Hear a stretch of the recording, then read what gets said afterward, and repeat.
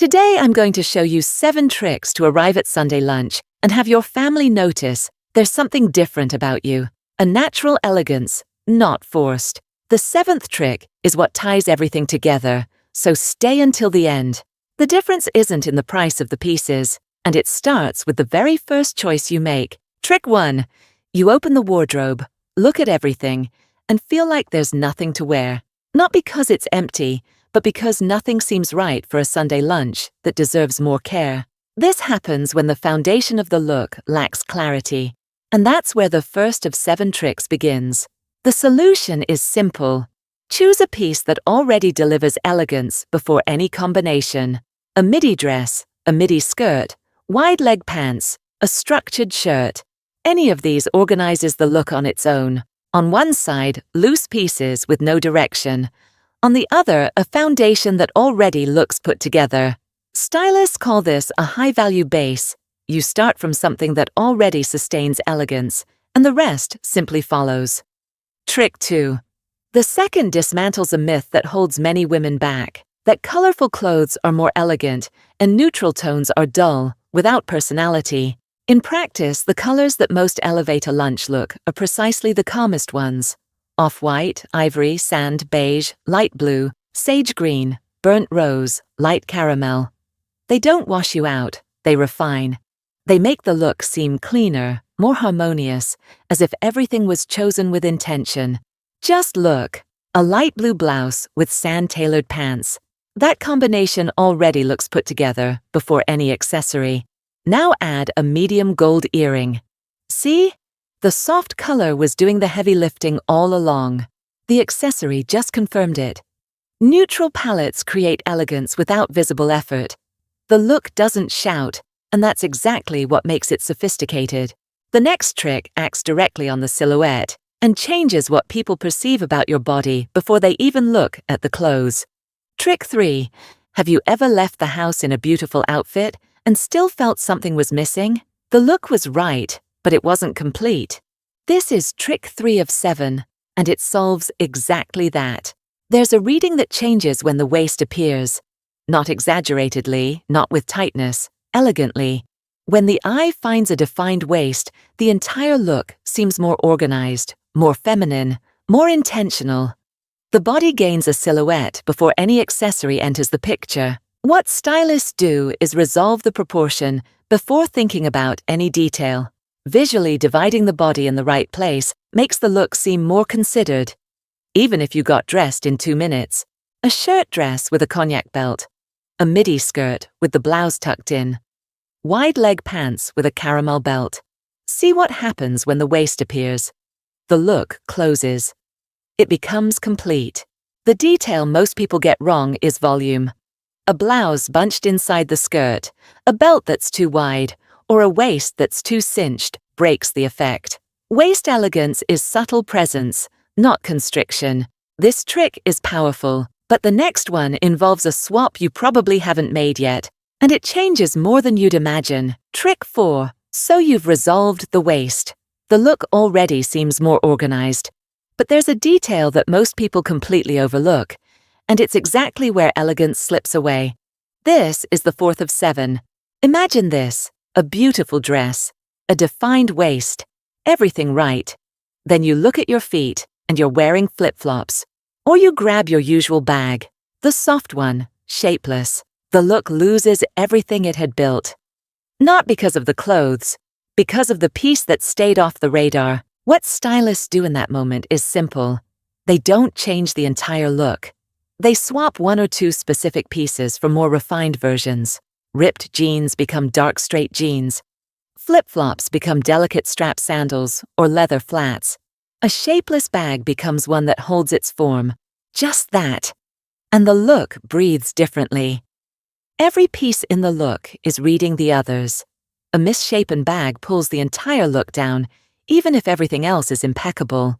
The substitution works because it removes the element that delivers the wrong effort. Targeted swaps carry more weight than a complete overhaul, and it's a powerful trick.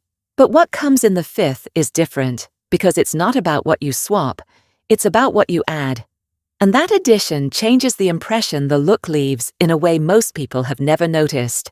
Before we continue, here you don't just learn fashion, you learn the invisible codes that stylists use to make a woman be seen as elegant and important. If you want to keep learning these secrets, subscribe to the channel now. Trick 5. You know that moment when you look in the mirror, like the outfit, but feel something is missing. The look is okay. It's not wrong, but it's not ready either. As if it needed one more step you can't identify. This is the 5th of 7 tricks, and it solves exactly that feeling. The third piece, a light blazer, an open shirt worn on top, a tailored vest, a structured cardigan. One more piece that goes over the base and transforms that okay into, wow, you look elegant today. Look at this, dark jeans, ivory tank top. Clean look, good colors, everything right. But when you throw an open white shirt on top, unbuttoned, draped lightly, the look gains weight. Not the weight of clothes, the weight of presence. You walk into the room, and the look has finish. Stylists call this visual depth. The third piece doesn't add volume for nothing. It creates a layer that makes the eye travel through the look in a more interesting way. Where before there were 2 elements, now there's composition. And the detail that decides whether it works, the drape. The piece needs to be light enough not to swallow the look. An oversized blazer erases the silhouette. A heavy cardigan looks like laziness. The right third piece is the one that looks like it was missing. Not like it was added. A midi skirt with a tailored vest, white pants with a blue blouse and a thin cardigan, a midi dress with a beige blazer draped over. All of these work for exactly this reason. It's a powerful trick. But the 6th goes a level beyond, because it's about the detail most people underestimate, and that decides whether the look seems careless or flawless. Trick 6. Now, the 6th of 7. And this is where many women, without realizing it, give away everything they built. There's a very common belief. The more accessories, the more polished the look. More earrings, more bracelets, more necklace, a flashier bag. And the result, most of the time, is the opposite of elegant. The look becomes cluttered, the viewer's eye doesn't know where to land, and that feeling of refinement disappears completely. What stylists do is different. They choose few points of attention and let them breathe. A medium gold earring, a well-maintained bag, a cognac belt, a discreet bracelet. Sometimes just 2 of these elements together are enough for the look to feel truly finished. Look at this, a simple beige dress with no accessories. Beautiful but generic. Now add the medium gold earring and the caramel bag. Just that. The look changes in tone. It seems considered, it seems intentional. This is the principle of the controlled focal point. You decide where the eye goes, instead of letting everything compete at once. A white shirt with dark jeans, a cognac belt, and tortoiseshell glasses. 3 elements. 1 clear reading, an off-white skirt with a gold bracelet and nude mules. Simple, clean, elegant. The most common trap is believing that a large earring, large necklace, large bracelet, and a flashy bag will complement each other. In practice, they cancel each other out. This trick already makes a real difference. But there's one last step, the 7th, that determines whether your entire look arrives intact at the lunch table. And it's something most people completely ignore before leaving the house. Before the next trick, let me tell you something. How many times have you opened a closet full of clothes and still thought, I have nothing to wear? The problem isn't a lack of clothes. It's that nobody ever taught you how to combine the pieces you already have. That's why I put together a guide with over 150 looks. Tested one by one, using only 15 pieces you probably already have at home. And the best part, you don't even need to think. Just choose the look, copy it piece by piece, and in 5 minutes, you're ready to go. The link is in the pinned comment and in the description. And if you're watching on TV, just point your phone at the QR code on the screen. Trick 7. And this last step is exactly what separates a well-dressed woman from a truly elegant one. The 7th trick, and the most powerful of all, is what stylists call the final polish. And this is where most people abandon the work on the home stretch. The idea is simple. Before leaving, you stop for a second and evaluate 3 specific points: hair, shoes, bag. Just that. But these 3 points are what will confirm or betray everything you put together. The hair doesn't need to be elaborate. It needs to have intention.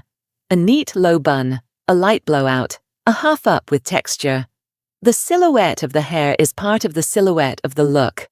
When it's shapeless, the elegance of the entire outfit comes into question. The shoes need to be clean, well-maintained, with the right drape, worn sandals, creased mules. That reads immediately as carelessness, even if the outfit is impeccable. It's the lowest point that pulls everything down. And the bag, structured, organized on the outside, without the appearance of something tossed together. It's the last element that others' eyes will travel across. What happens when you resolve these 3 points is that the look arrives whole. Your family won't be able to name what's different about you, but they'll feel it. You won't look like you tried anymore. You'll look like that's just how you are. Now you have the 7 tricks. You don't need a new wardrobe. You don't need a special piece. You need conscious choice and finish. Save this video before next Sunday and tell me in the comments which of the 7 you'll apply first.